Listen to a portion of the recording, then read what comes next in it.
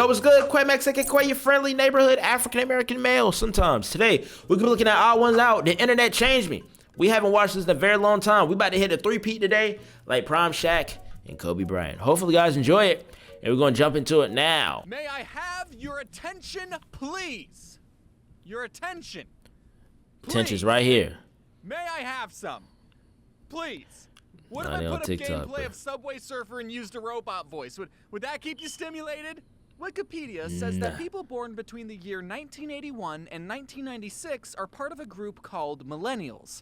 And I am a 96 Not me. baby. Hello, year of the rat. What's up? Wait, so I'm what would 97 be? on that Oh, Z. millennial Gen Z line, so I can relate to all you Gen Zers, okay? I'm a Gen Z? I know what cap means. I know what drip means, and I also don't remember where I was when 9/11 happened. However, Gen Z, there is a difference. Now, when 9/11 happened, I was born. Or when actually I was like 4. I had just turned 4. Crazy birthday gift, huh? Crazy. Between us. We're both a generation that grew up on the internet. But you grew up with the internet.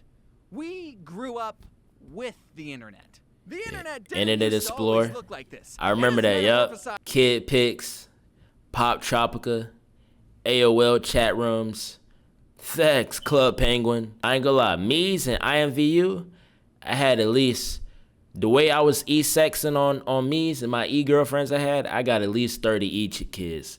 I gotta have at least 30 e-children right now. I was going stupid, 12, 13, going dummy. I was going crazy in that digital coochie. Facts. Times.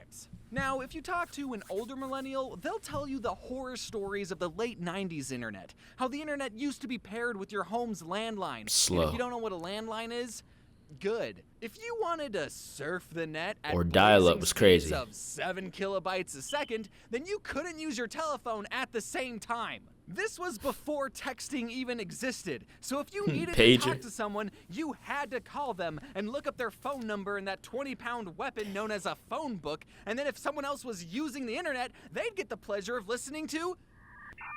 Man, I haven't seen Yellow Pages in a minute. Although, if I had to make a sound that represented the entire internet, it would sound exactly like this. I didn't grow up with dial-up, but I did grow up in a time where the internet looked completely different. By the time I was exploring the interwebs, we got speeds up to 1 megabyte per second. So the highest quality video you could stream on YouTube was in 240p, or this big.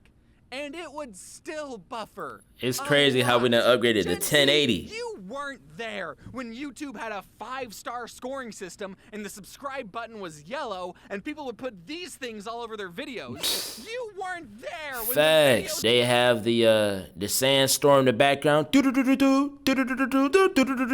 Facts. We're in a 4:3 aspect ratio because that's what TVs look like. You weren't there when a background for a website would be a never-ending grid of a JPEG and music would play against your will and your cursor would turn into a sparkly wand and... Okay, that's actually pretty cool. Whatever happened to that? And then the person who built the website would go, it's looking pretty good, but you know what this web page really needs? A counter that'll tell you the total number of people who visited. Let me just copy this HTML code I found online. And if you're around my age and you also had unsupervised computer time, then great. You were also there to experience the pre-puberty years of the internet. Try to imagine the internet without social media.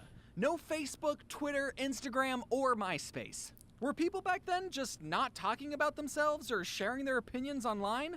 Were we as a society more connected with the people we knew in the real world? Low-key was better. Not. People have been sharing Minus their the opinions speed. online since day one. They were just doing it on random message boards. I know it sounds trivial nowadays, but there was once a novelty in being able to type anything you wanted into the computer and then someone else you didn't know would instantaneously respond. Even Neopets, a game targeted to children, had chat rooms and let anyone send unfiltered messages to children. I'm surprised I didn't meet any weirdos. That's one. Neopets for fire. I forgot which Windows it was too. The Windows like doo doo doo doo doo doo. Had the little pinball joint. Doo doo doo. They had pinball. Playing Asteroid on that joint. Solitaire. Minesweep. Come on, man. Y'all young bucks don't know nothing about that. Y'all got Steam, the Epic launcher. Young bucks don't really know the glory days of the early internet, man. The only thing I'll say that y'all got better, definitely the speed, though. Definitely the speed, for sure. That'll never change with the internet. There will always Internet be Explorer, weirdos online. Firefox. In fact, most of a weirdo's Back life when it was is better. spent behind a computer. I would know. I think people loved sending messages so much that sometimes your friend would send you a message that said, "You've just been hit by the duck truck. Send this message to 8 of your friends and you'll be as sexy as a truck." Sound like Ignore, you'll be hit by a 16-wheeler. You have 7 days. And instead of blocking that person, some people would keep the chain going. Hey, I have a quick question. When was the last time you ever had to type a specific website into your address bar? Probably somewhere about 10 years, give or take. Yeah, a long time ago. Y, and then YouTube pops up. You put in a T, you get Twitter, and P gets you picturesofalligators.com. And if you had a specific question you wanted to ask the internet, you just Yahoo it, right? Yahoo? Yahoo. Oh, no, that's not the one you kids are using. You kids are using that new search engine, right? Ask Jeeves? I know there's like No, back in the day, we was websites that hitting the everyone Game goes Facts on, forums. But back then, instead of having a social media account, people made their own websites. So there were a bunch of different websites for you to explore. And to help you find those websites, you had a few search engines to pick from. Everyone loves to dunk on Bing for even attempting to be a search engine. But back in the day, Google had some competition. Obviously, I can see why Google ultimately won the search engine battle. Google is a great company, and I would recommend Google to all my peers and coworkers. I love Google. As much as I love the internet, spying, bro. some of the best memories we had on the computer weren't even almost on as the big internet, Google. were they? Sometimes the internet would just go down. But did that stop us? Did we go outside? No. We were still able to supply ourselves with hours of entertainment, even without an internet. All you had to do was click Start, All Programs, Paint, Accessories, Games, and then... Yes, sir. Fire. Bust it.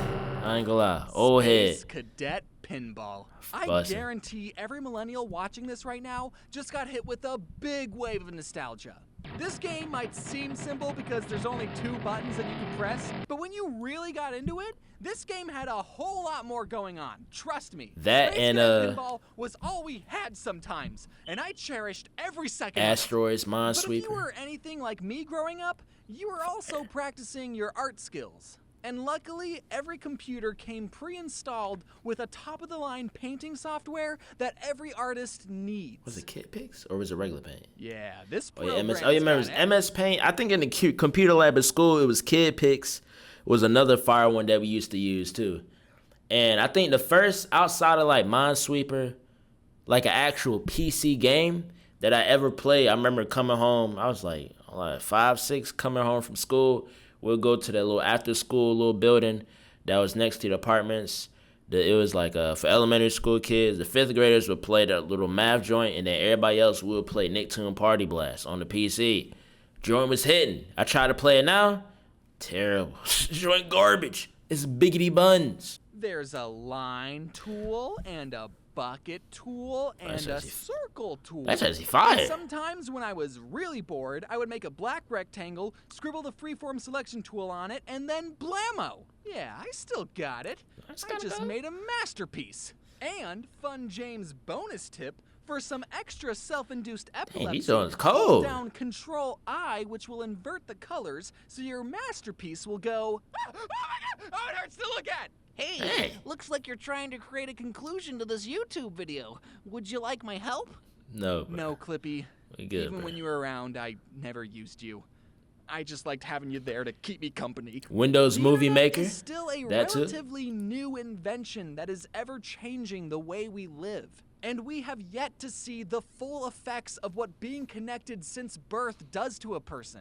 The fact that the accumulation of all human knowledge can now fit in your pocket, that's going to affect your day-to-day life. Now, I'm not going to sit here and tell you to get off the internet, touch grass, and live your life to the fullest. Otherwise, I'd be a hypocrite and unemployed. There's no denying all the positive things that the internet has to offer. But I'm also not going to deny all the negative things that come with instant gratification too. As technology advances, so too feel like it got worse now, though. the amount of time we spend online. The internet can connect us to a million different people and perspectives that we never would have been exposed to before. Now, while that is a good thing, even though it do connect us to a lot of people, that don't necessarily is always a good thing. You know, it can lead you to some wrong places, or lead you to a joint, sexy hot MILFs in your ear. You click it, you wake up, you got 5,000 viruses and a Trojan horse coming through the back. The Trojan horse is giving you back shots on your PC. But it can also expose us to some really nasty people and perspectives. And like the only me. thing we can do about those people is shrug and say, sorry, that's the internet. So, are we as a society better off with the internet? I think so. But just, I don't know, just remember to drink water and stretch. All right, that's the lesson of this video. And Go eat some stretch. Tide Pods. I'm serious, right now, go touch your toes. All right, Gangy. That is the internet changed me. I would have to agree with that, man. I'm a young buck. I guess I'm Gen Z, since I was born in '97. I definitely say grew up on the dial-up AOL chat rooms. You know what I'm saying? We was on that Space Cadet pinball Minesweeper. We was on that. We was on the Mies, the IMVU. We was on Yahoo Crazy. You know what I'm saying? We was on Messenger, Windows 97, Windows XP. Like we was getting into it, man. We didn't have all the fancy gadgets and the glitz and glamour, but it was just the novelty, just something new, just exploring the World Wide Web. It was basically like the Wild West, going crazy, going stupid. I remember in 4th, 5th grade playing, you know what I'm saying, the middle class playing Pop Tropica, playing Super Smash Flash, the first one, hopping on that Nicktoon Party Blast. Yeah, we was getting to all kind of stuff on the internet, man, for real. Bonzi, that was kind of sort of like a virus of sorts. Yeah, man, good times, man. Low key, if I could go back in time and experience it all over again, I most definitely would, bruv. I will say though, I do appreciate that we got everything in HD, and we got internet is so much faster, bro. Cause that dial-up was terrible. Dial-up was bad. But yeah, hope you guys enjoyed it. If you do, you already know what to do. Quamax, aka Quay, your favorite dial-up internet. Yeah.